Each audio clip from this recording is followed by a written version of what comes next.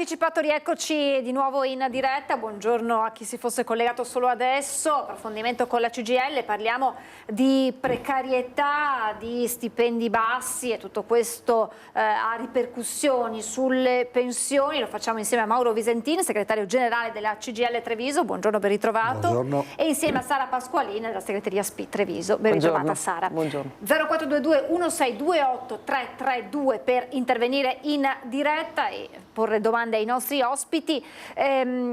Mauro Visentini, io mi ricollegherei a quello che è stata la conferenza stampa di ieri, durante la quale voi avete presentato questa analisi sulle richieste di CIG, di cassa integrazione ordinaria e straordinaria,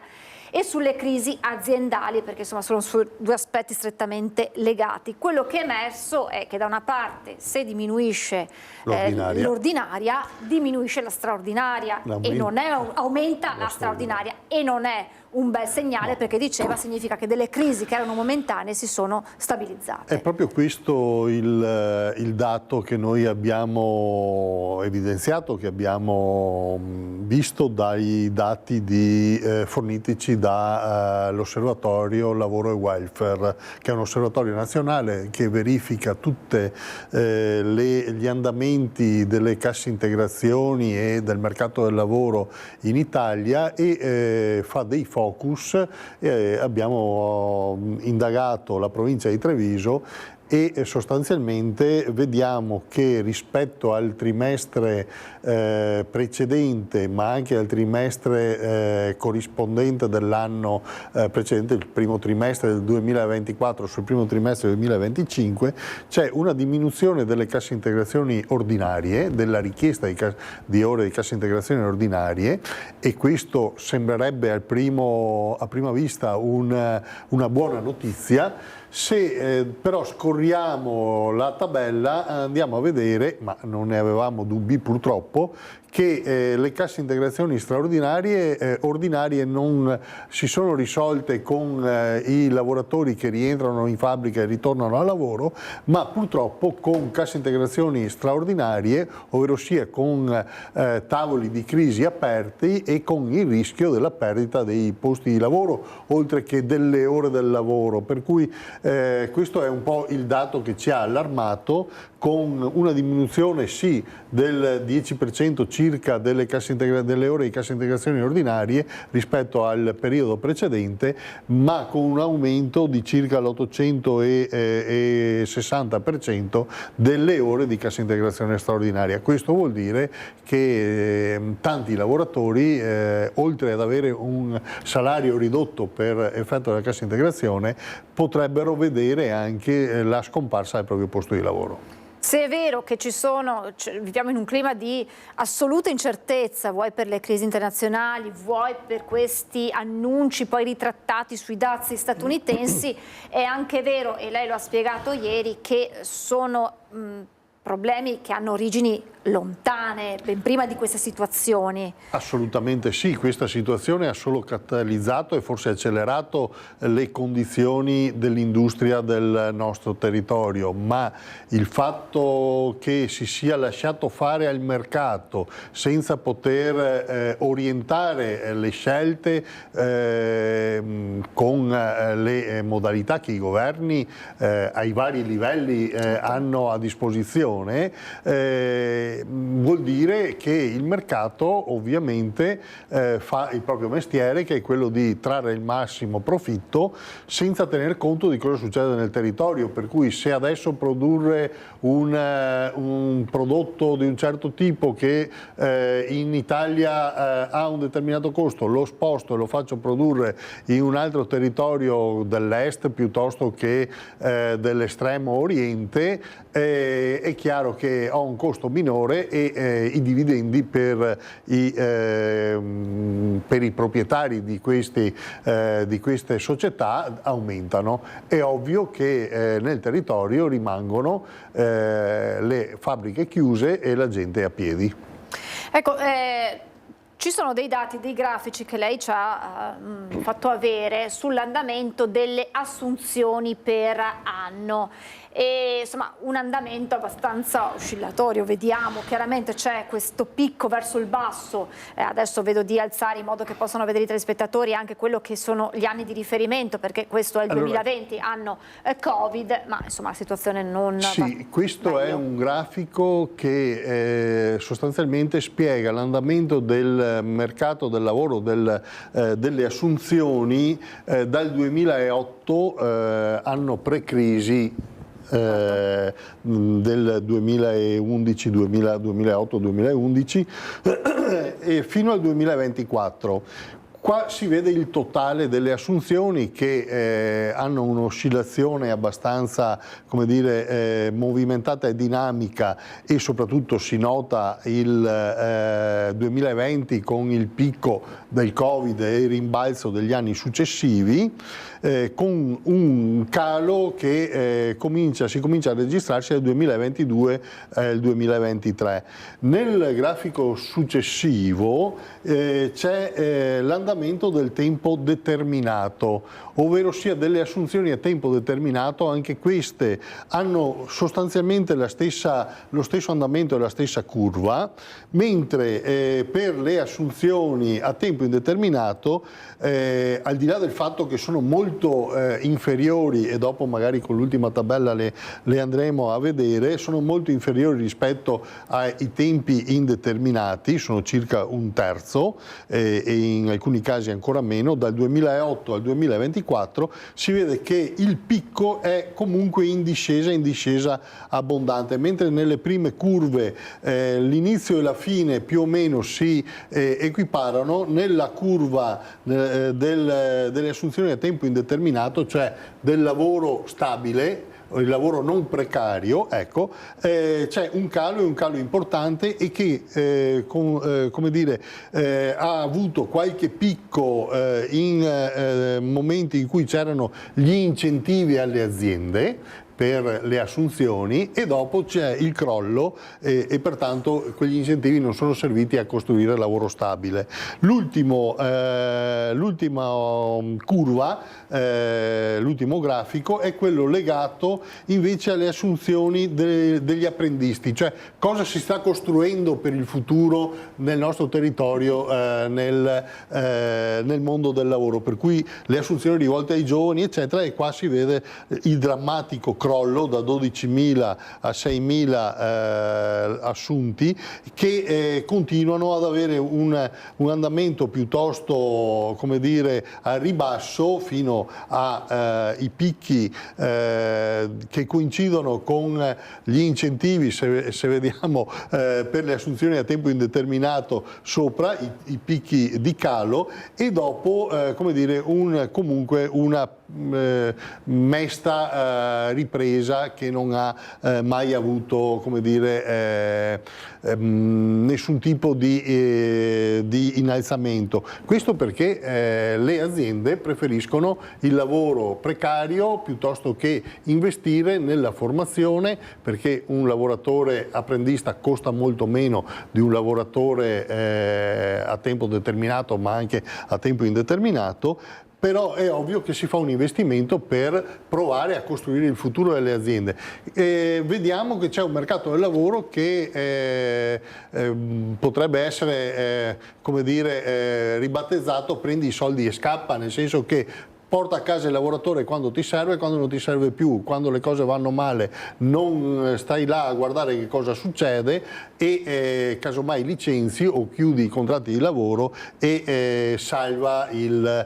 come dire, il profitto. L'ultima tabella è, per spiegare un po' la dinamica, sono le assunzioni del 2024. Nel 2024 in provincia di Treviso sono stati assunti 125.750 lavoratori e lavoratrici, a tempo determinato la maggior parte, 95.705, il 76%, il tempo indeterminato, cioè il lavoro stabile, è intorno al 20%, anzi molto meno, il 18,5%, con 23.290 dipendenti. L'ultima, come dire, purtroppo certezza, che è quella della costruzione dei lavoratori e della costruzione del futuro. 6.750 assunti con contratto di apprendistato, che è il 5,37%. E questa è la nostra preoccupazione sostanzialmente. Con questi dati non c'è futuro per l'economia stabile e per gli investimenti nel nostro territorio. Cioè Sara il lavoro precario in questo momento la fa da padrone. Sì, infatti poi noi questi dati ci servono per presentare un po' la situazione che poi le famiglie di fatto vivono nel loro quotidiano, perché ad oggi i giovani che si affacciano sul mondo del lavoro hanno contratti a termine e purtroppo non è detto che una volta c'era un po' il sistema per il quale uno entrava nel posto di lavoro. Anche io sono entrata in un posto di lavoro, ho avuto un paio di rinnovi di contratti a termine, dopo c'era la stabilizzazione che mi permetteva, tra virgolette, di avere, non dico la sicurezza della mia vita lavorativa, ma almeno la prospettiva di avere qualcosa di certo. Ad oggi siamo in una condizione in cui ci sono molti contratti precari, c'è molta interrogazione su quello che è il nostro futuro anche del mondo del lavoro, nel senso che molti cercano di, continuano a muoversi nel mondo del lavoro alla ricerca di qualcosa che li soddisfa di più o che gli dia una certezza migliore, e spesso e volentieri non sempre si trovano le condizioni o momenti opportuni, nel senso che abbiamo un mercato molto frammentato che sì cerca le persone, è vero che ci sono la ricerca dei lavoratori, ma non gli si dà la stabilità a un lavoratore per poter dire: mi prendo la responsabilità di impararmi questo lavoro e mi prendo la responsabilità anche di di costruirmi qualcosa all'interno di questa azienda, perché c'è un mordi e fuggi, un po' lo diceva Mauro prima. Questa è la situazione. Cioè, quando parliamo di occupazione, disoccupazione, occupazione in aumento, bisognerebbe poi vedere che tipo di contratto viene applicato a quell'occupato. Sì, infatti il problema è quello. Quando noi per televisione sentiamo che c'è un aumento dei contratti, che l'occupazione sta salendo, perché quello ci dicono i messaggi che ci danno per la televisione, i giornali, piuttosto che i report che vengono fatti dopo un semestre, piuttosto che a fine anno, dicono l'occupazione sale. Sì, ma se poi l'occupazione, io faccio un esempio semplicissimo così le persone capiscono. Se io lavoro 3 giorni al mese, per me non è un'occupazione stabile, cioè non riuscirò mai a garantirmi con quei 3 giorni un mantenimento per tutto il mese per me stessa, ma anche per la famiglia che magari ho intenzione di costruirmi, e di conseguenza quei dati lì vanno analizzati e approfonditi molto di più. Che tipologia di contratto io ho? Ho un contratto che mi dà una prospettiva, un investimento, una fiducia nel futuro, o do un contratto che mi dà rassegnazione e che mi dice vabbè, funziona così, non c'è opportunità diversa? Noi crediamo come CGIL che da questi dati noi dobbiamo dare una prospettiva diversa alle persone che si affacciano nel mondo del lavoro, ma anche a quelli che ci sono già dentro nel mondo del lavoro. Perché ad oggi cosa abbiamo? Di quei dati che diceva Mauro della cassa integrazione, noi abbiamo gente che magari ha 20 anni che lavora nello stesso posto e si trova, dopo 20 anni, ad avere una cassa integrazione, uno stipendio più basso, e se va male anche a non avere prospettiva di lavoro, ed è difficile poi riaffacciarsi in un mondo, soprattutto in un mondo che vuole flessibilità, che vuole disponibilità su tutto, che soprattutto è frammentato e che non mi dà una certezza e una stabilità. Cioè, una persona che ha 20 anni che lavora ce l'aveva la stabilità, mi viene da dire. Anche perché, Mauro, lei spiegava anche ieri, questo porta a perdere quelle conoscenze, quelle capacità che hanno reso il nostro tessuto economico, manifatturiero soprattutto, un'eccellenza a livello mondiale. Assolutamente sì, nel senso che se io ho un dipendente e che mi deve fare, come dire, soltanto un'azione di mantenimento senza costruzione eccetera, si perdono quelle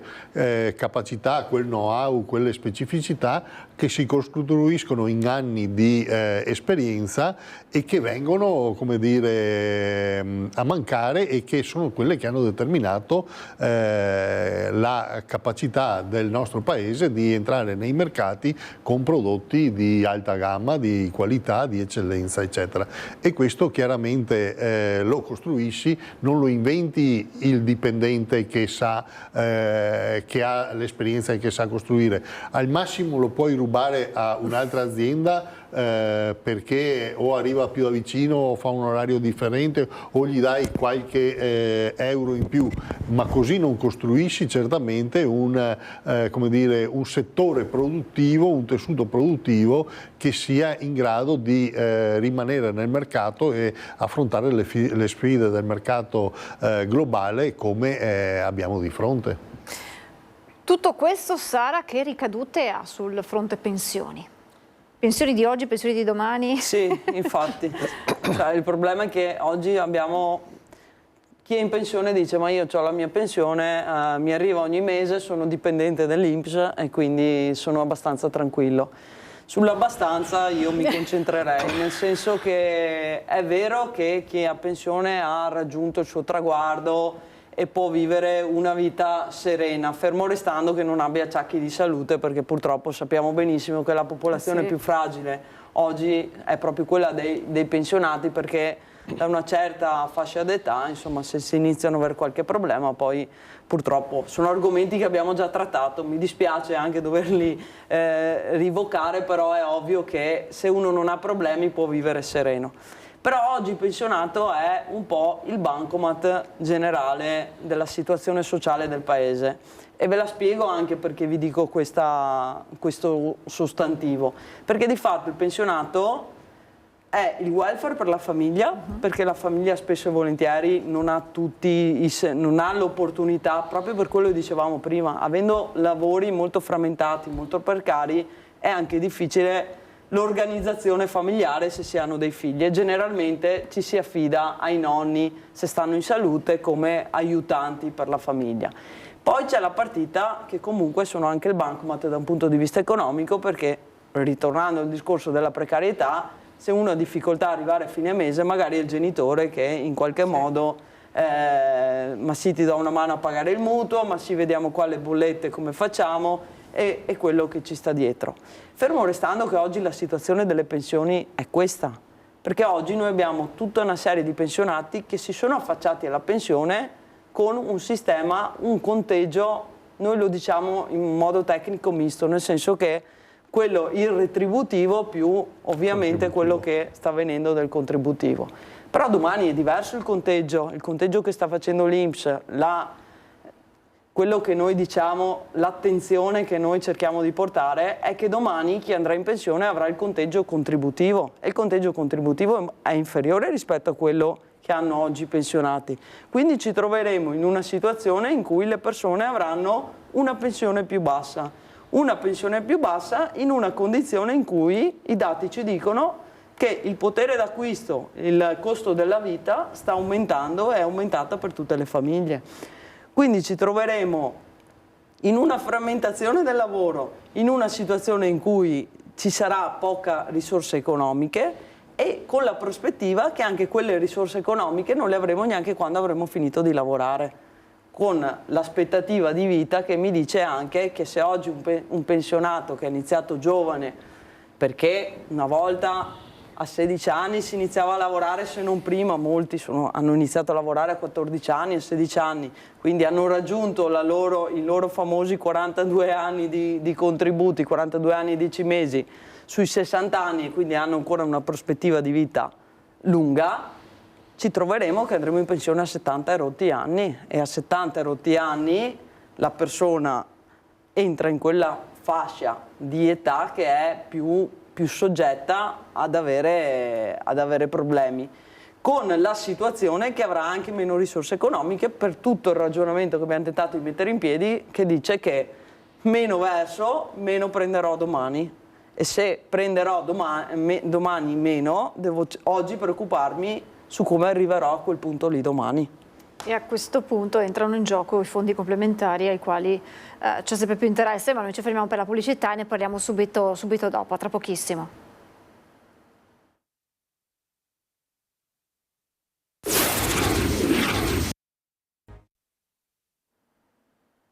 Siamo tornati in diretta, stiamo parlando di precarietà, stipendi bassi, di potere d'acquisto e di pensioni. Sara Pasqualina ha fatto un po' il quadro della situazione non certo rosea delle pensioni di oggi e di quelle, anche di situazione ancora meno rosea, di domani, e tutto questo, dicevo Sara, comporta una corsa ai fondi complementari, si cerca di avere un paracadute in qualche modo. Sì, infatti noi cerchiamo... È un appello che facciamo soprattutto ai giovani, a quelli che si affacciano nel mondo del lavoro, a patto che questi lavoratori a un certo punto abbiano un contratto stabile, perché è complicato che uno investa una parte del TFR e quant'altro nel fondo. Però è importante che anche siano i genitori a spiegarli, perché proprio il meccanismo cambierà. E tra virgolette le persone che oggi lavorano devono preoccuparsi loro per il loro futuro, per tutto quello che dicevamo prima.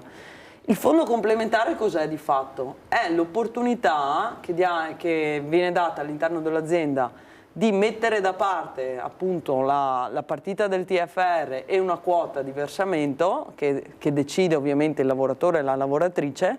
e viene destinato a questo fondo che nel frattempo è tipo un salvadanaio dove vengono messi da parte questi soldi, dove vengono utilizzati per investimenti che possono essere investimenti con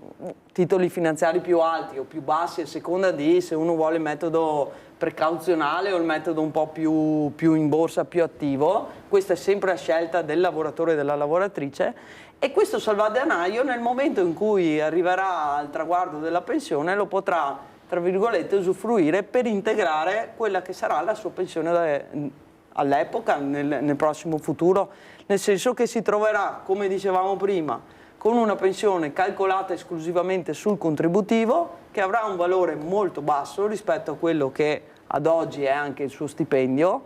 e dovrà integrarlo in questo meccanismo di fondo complementare per avere almeno una pensione, tra virgolette, dignitosa, arrivare a quel famoso valore che gli serve ogni mese per arrivare a fine mese.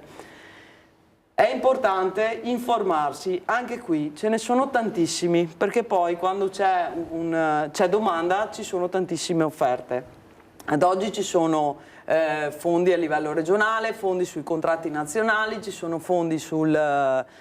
privati di istituti finanziari. Noi come sindacato diamo le informazioni necessarie, perché il nostro interesse è informare le persone più che altro ad avere questa attenzione e a non trovarsi domani mattina con il problema in casa, perché a un certo punto arriveranno da noi e diranno: ma io prendo poco di pensione, e noi gli diremo: sì, sono anni che lo diciamo, bisognava fare un percorso, tra virgolette, di tutela tramite i fondi complementari. Quindi venite a informarvi, anche se vi siete appena affacciati, venite a informarvi. L'informazione è fondamentale, perché per tutto quello che dicevamo prima, il posto di lavoro oggi non è l'unica garanzia che vi dà la tranquillità di arrivare in pensione tranquilli e soprattutto di domani mattina potervi permettere di non avere problemi, perché il percorso è tanto sfaccettato, ci sono tante casistiche che sono diverse rispetto al nostro passato, rispetto a quello che avevano i nostri genitori. Quindi informiamoci per affrontare meglio il nostro presente, ma anche e soprattutto il nostro futuro. E in tutto questo quadro, lo abbiamo anticipato Mauro, chiaramente stipendi bassi in un mercato del lavoro sempre più precario, potere d'acquisto che si abbassa, siamo quindi in un circolo vizioso che poi porta a quel dato particolare dell'aumento che aveva sottolineato ieri, dell'aumento della cassa integrazione ordinaria, ad esempio per il settore alimentare, una novità, perché diceva probabilmente legato al fatto proprio che il potere d'acquisto si consuma meno inevitabilmente. Se hai meno soldi in tasca ovviamente spendi meno e consumi meno, e per cui il problema non è solo legato al dipendente che ha meno soldi in tasca o che perde in potere di acquisto.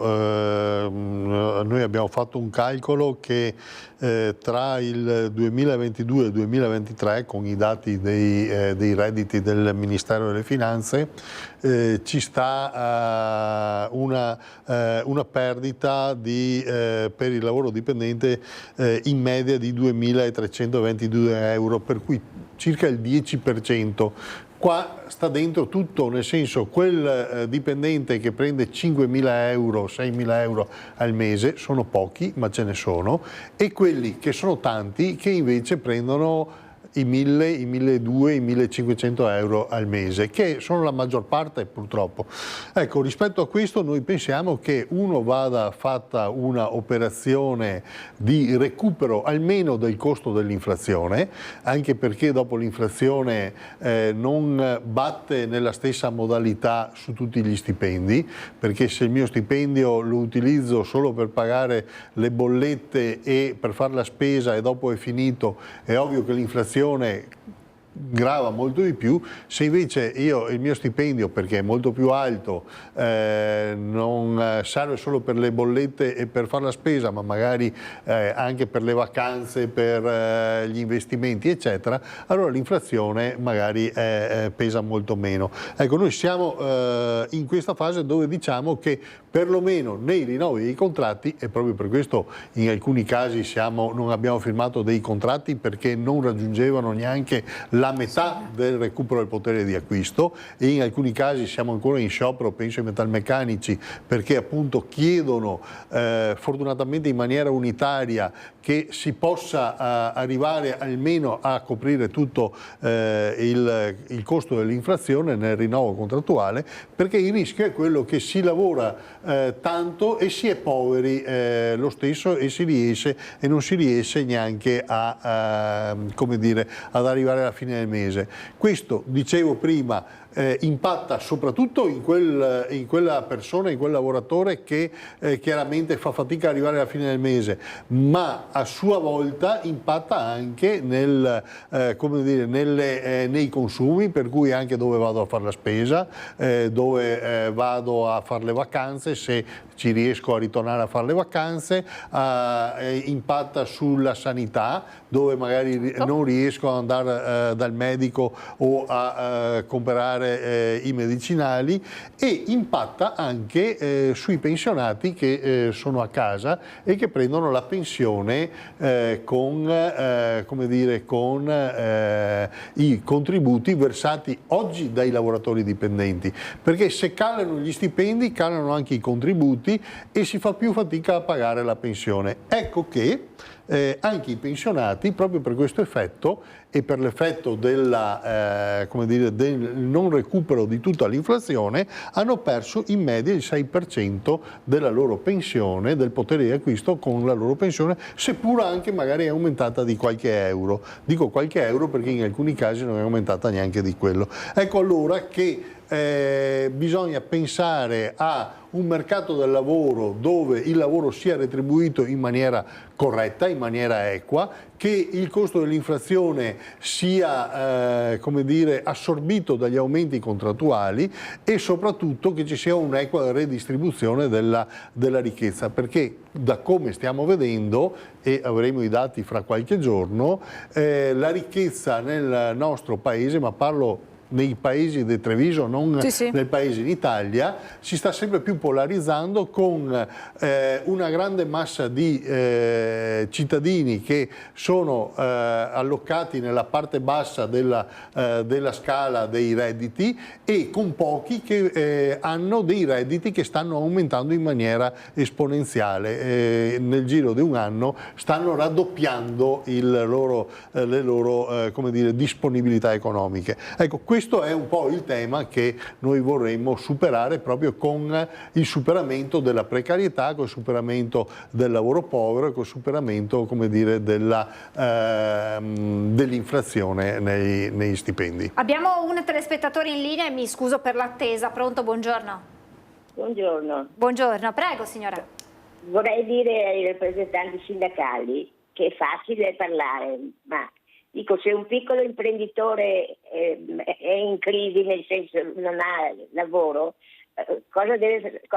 fare? e non c'era da mangiare neanche per lui, o poco, voglio dire, non poteva mica mantenere gli operai. La cassa integrazione è l'unica cosa, non ci dovrebbe essere perché non è corretto, ma è corretto perché sono stata anch'io in cassa integrazione e ho la mia età, sapete io, e ho fatto tanti lavori, però sono stata in cassa integrazione, lavoravo alla Osarm di Castagnole. Comunque è facile parlare e dire le cose, hanno dei diritti, ma sapete che hanno dei diritti, ma ci sono anche dei doveri e anche l'imprenditore che deve vivere, voglio dire, perché se non lavoro cosa fa? Poi non prende neanche lui, niente. Certo, grazie signora, grazie. Questa è un'analisi che immagino in tanti facciano, nel senso che dicono c'è l'imprenditore che deve andare avanti, soprattutto magari pensiamo alle piccole imprese del nostro territorio dove si crea poi una famiglia all'interno del... Gli istituti della cassa integrazione servono proprio a questo, certo, a dare una mano nel momento in cui c'è una difficoltà. Ma se dopo l'imprenditore viene lasciato solo in balia a se stesso o addirittura, soprattutto i piccoli, vengono cannibalizzati dalle grosse realtà che li tengono, come dire, al guinzaglio per quanto riguarda i costi, per quanto riguarda i tempi di lavoro, per quanto riguarda gli approvvigionamenti, eccetera, è ovvio che, come dire, si trasferisce la disgrazia non soltanto che al piccolo imprenditore che magari qualche tempo fa aveva dei margini perché il mercato del lavoro era diverso, adesso come dire, noi lo abbiamo denunciato con anche la proposta di un referendum sulla catena dei subappalti, degli appalti, perché chi dà l'appalto non ha nessuna responsabilità e la scarica soprattutto al più piccolo, che è quello che deve sobbarcarsi il lavoro e star dentro ai costi che decide l'appaltatore in alto. Questo mercato del lavoro è un mercato del lavoro che non può stare in piedi e il piccolo imprenditore dovrebbe indignarsi come si indigna il suo lavoratore, magari ne avrà anche pochi, chiaramente, che sono più o meno tutti nella stessa barca. Devono andare a chiedere le risorse a chi gli dà il lavoro e lo strozza, e dall'altra parte a uno Stato, un governo, sia, lo devo dire, nazionale ma anche regionale, che di politiche industriali non ne ha mai parlato negli ultimi 10 anni, anzi forse 20. Sì, ma infatti non è una battaglia cioè in realtà se sta bene il piccolo imprenditore stanno bene anche i lavoratori, perché soprattutto nel nostro tessuto della provincia di Treviso siamo nelle condizioni in cui ci sono le piccole e medie imprese che sostengono la maggior parte delle famiglie con i lavoratori. Quindi in realtà il ragionamento che noi volevamo tentare di fare, che magari la signora ha sollevato l'altro pezzo, ma per noi vanno assieme, nel senso che anche le piccole e medie imprese devono essere messe nelle condizioni di poter lavorare e di aver margine. Se loro hanno margine stanno meglio anche i lavoratori, perché di conseguenza si stabilizza il lavoratore, perché proprio nelle piccole e medie imprese si crea quel meccanismo per il quale c'è anche la volontà di fare un'assunzione se la persona è valida, se va bene, se ci si trova bene a lavorare assieme. Quindi in realtà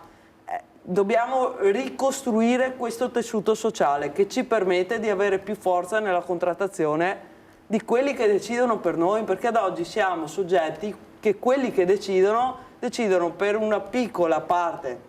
della classe, cioè per chi c'ha già tanto e continua a voler di più, quando in realtà dovremmo cercare di ridistribuire risorse a tutti quanti, insomma, a quelle fasce più in difficoltà.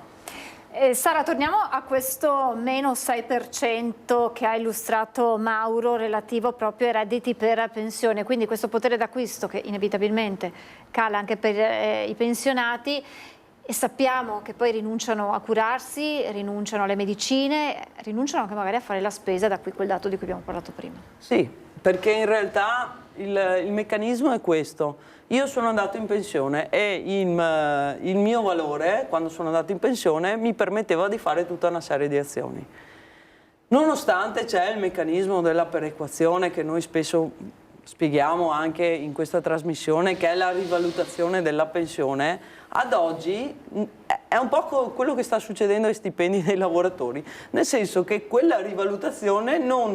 va a coprire quello che è stato l'aumento dei costi dall'altra parte. Quindi l'inflazione in generale che galoppa, quindi le spese di quando vado a fare la spesa al supermercato che sono più alte, perché ce ne rendiamo tutti quanti conto che il latte costava una cosa, adesso costa di più, e idem tutto il resto della partita, e quindi di conseguenza il pensionato si trova sì che magari ha la sua pensione dignitosa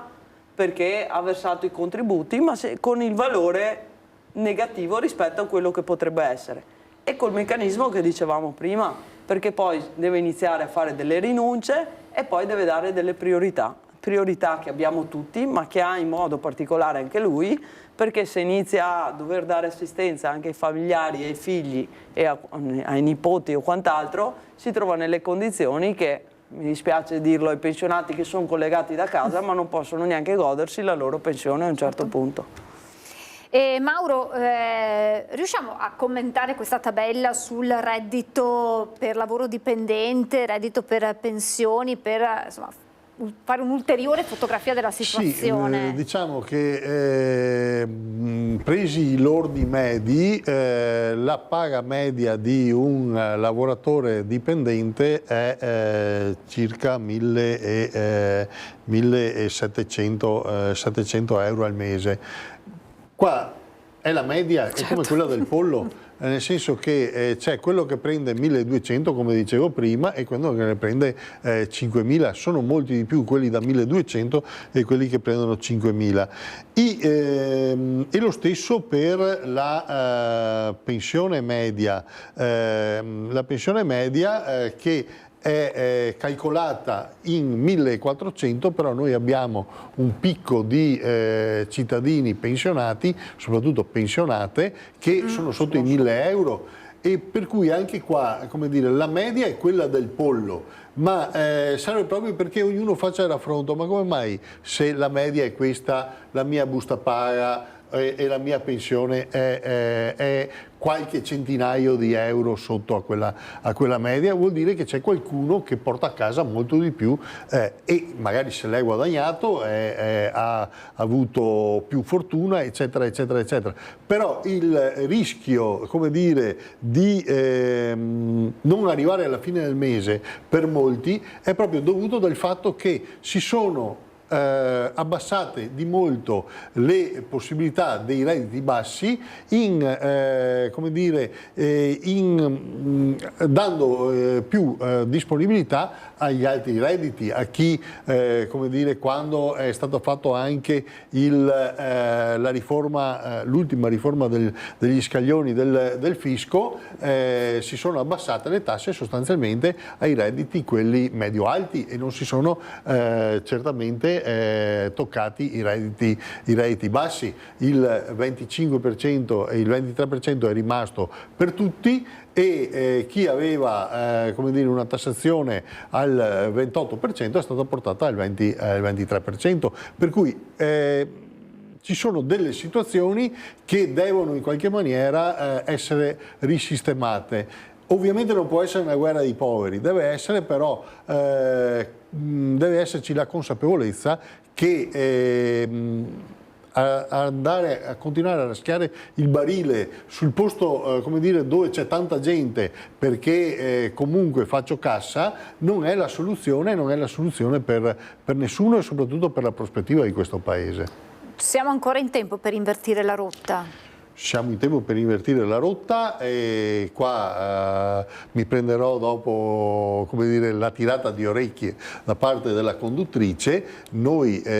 siamo in campo con 5 referendum, 4 sul lavoro, proprio per invertire questa rotta, per cui sarebbe opportuno che i cittadini andassero a votare e votassero il sì ai referendum dell'8 e 9 giugno, perché questi referendum superano la precarietà, superano le difficoltà sugli appalti, superano le questioni dei contratti a termine, provano a invertire la rotta. Che cosa va fatto? La chiudiamo qui perché siamo in par condicio. che cosa va fatto a livello nazionale, regionale per fare in modo che il tessuto economico della Marca, del Veneto, torni ad essere quell'esempio esportato nel mondo? Perché il Made in Italy attira ancora e lo si cerca ancora nel mondo. Assolutamente sì, il Made in Italy è un marchio che viene ricercato e pagato soprattutto. Vanno fatti gli investimenti, vanno fatti come dire, la formazione nei luoghi di lavoro, vanno valorizzate le realtà che vogliono produrre e vanno penalizzate invece quelle realtà che pensano solo di far cassa e di far dividendi. È chiaro che se lasciamo tutto in mano al mercato senza disturbare il manovratore, come più di qualche volta è stato detto, perché uno dovrebbe privarsi di un reddito per migliorare la propria azienda, che dopo non è propria perché fa parte di un fondo, di una multinazionale, eccetera. Noi dovremmo provare a ridire alla politica di mettere le mani sul territorio, di dare gli incentivi non più a pioggia ma a quelle realtà che investono e che sono competitive ma anche sostenibili, che rispettano l'ambiente, che rispettano la salute, che rispettano le regole, che rispettano la sicurezza sul lavoro, altro tema che noi non possiamo dimenticare, e le risorse devono essere messe là per invertire la rotta. Siccome siamo bravi e siamo capaci, bisogna soltanto mettere i soldi sul posto giusto e no in tasca a chi ne ha già tanti. Sara, in chiusura facciamo un passaggio sulla festa della Repubblica del 2 giugno. Prima si diceva in pubblicità non è solo un ponte, ma è una festa che ha un valore importante per il nostro popolo. Infatti, assolutamente. Il 2 giugno abbiamo questa festività perché comunque è stata istituita una Repubblica e quindi io vi auguro, anzi noi auguriamo a tutti una buona festa, con la capacità e la cognizione di cos'è quella festa, perché ci sono tanti italiani che hanno lottato per avere democrazia nel nostro paese, per avere anche appunto tutta una serie di diritti. Parlavamo prima, c'è prospettiva, certo che c'è prospettiva, noi vogliamo tutti un paese migliore, io penso che tutti gli italiani ci credano, gli italiani sono un popolo che sanno mettersi in gioco e sanno fare grandi cose. Io penso che dal 2 giugno ci sia almeno la consapevolezza di poter invertire la rotta, di provare a cambiare questo paese anche con quelli che ci governano, perché bisogna riportare il lavoro al centro della discussione politica e bisogna riportare questo paese ad avere veramente la priorità per le persone, rimettere al centro le persone, perché le persone sono il nostro futuro e le persone sono il nostro presente, il nostro futuro, e le persone hanno lottato per avere una Repubblica il 2 giugno. Attraverso un referendum. Attraverso un referendum, Basta? oltretutto. Io ringrazio Mauro Visentin, ringrazio Sara Pasqualin. Insomma, abbiamo fatto un quadro generale, abbiamo approfondito ulteriormente quei dati di cui avevamo parlato anche ieri. Sono situazioni sulle quali va fatto un ragionamento, diceva Visentin, a livello di politica nazionale e regionale, con un'assunzione di responsabilità, proprio perché rischiamo di perdere, ed è rimasto un po' impresso a tutti i colleghi, quel manifatturiero, quel know-how che abbiamo. Quella capacità che abbiamo costruito negli anni, quando un lavoratore entrava in un'azienda magari da apprendista, cresceva, diventava anche responsabile, dopo magari si metteva anche in proprio perché era bravo e aveva costruito un sapere. Questo sapere non può essere perso perché va di moda la precarietà, perché va di moda un mese lavoro in una fabbrica, un altro mese in un supermercato, un altro mese in un negozio, eccetera, e pertanto, come dire, bisogna recuperare il tema del mercato del lavoro, che sia un mercato del lavoro funzionale alla società e non ai ricchi. I giovani hanno voglia di apprendere queste competenze? I giovani, se vengono valorizzati, hanno voglia, se no fanno come hanno fatto circa 100 giovani laureati ogni anno che se ne vanno all'estero, dove vengono pagati e valorizzati in maniera corretta. Grazie a Sara Pasqualina, segretario Spit Treviso, grazie a Mauro Visentini, segretario generale CGIL Treviso. Grazie a voi naturalmente per averci seguito, grazie ancora ad Alessandro e a Francesca in regia, buon pomeriggio a tutti.